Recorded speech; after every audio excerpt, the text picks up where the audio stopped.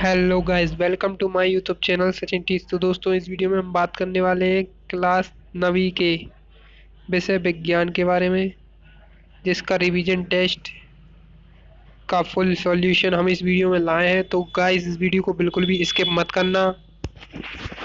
और अगर आपने हमारे चैनल सचिन टीच को अभी तक सब्सक्राइब नहीं किया तो सब्सक्राइब कर दें और बेल आइकन को दबा दें, क्योंकि हम सारे जितने भी रिवीजन टेस्ट आ रहे हैं उनके सॉल्यूशन हम वीडियो के माध्यम से आपके लिए लाने वाले हैं। तो दोस्तों, सब्सक्राइब कीजिए सचिन टीच एंड टेक को, एंड बेल आइकन को दबाना बिल्कुल भी ना भूलें। तो दोस्तों, अब चलते हैं हम अपने क्वेश्चनों की तरफ।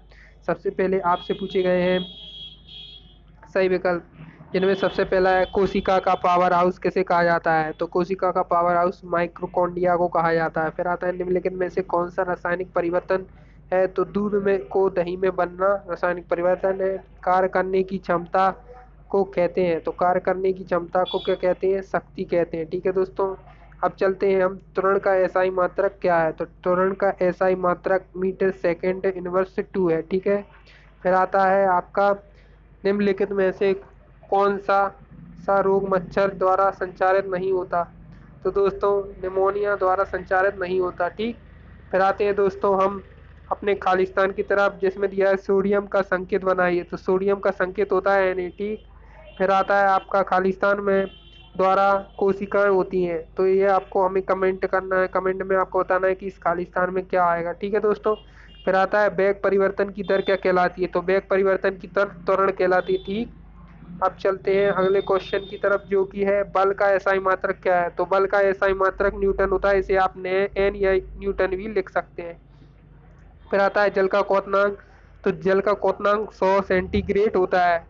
ठीक है दोस्तों, अब चलते हैं हम अपनी सही जोड़ी की तरफ, यानी सही जोड़ी आपको मिलानी है। तो न्यूटन क्या आएगा, न्यूटन का आएगा आपका गति के नियम। आपको सभी को पता होगा कि न्यूटन ने गति के नियम दिए थे। फिर आता है कोशिका भित्ति। तो इसका आंसर आएगा आपका कोशिका भित्ति का आएगा आपका आंसर पादप कोशिका में पाई जाती कोदप पेशी।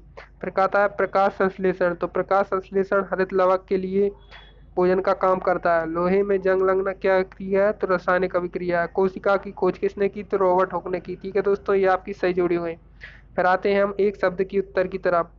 द्रव्य पदार्थ का भय अवस्था जिसमें आकार आयतन निश्चित हो तो क्या कहते हैं, तो इसे ठोस कहते हैं। ठीक है दोस्तों, जिसका आकार आयतन निश्चित हो उसे पदार्थ को क्या कहते हैं, ठोस कहते हैं। पौधों में किस ऊतक के द्वारा जल खनिज का संवहन होता है।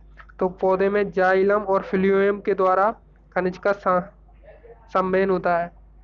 जाइलम और फ्लोएम दूसरे का आंसर। ठीक है दोस्तों। फिर आता है सदिश राशियां किसे कहते हैं। सदिश राशियां जिसमें परिमाण और दिशा होती है उसे सदिश राशियां कहते हैं। ठीक है।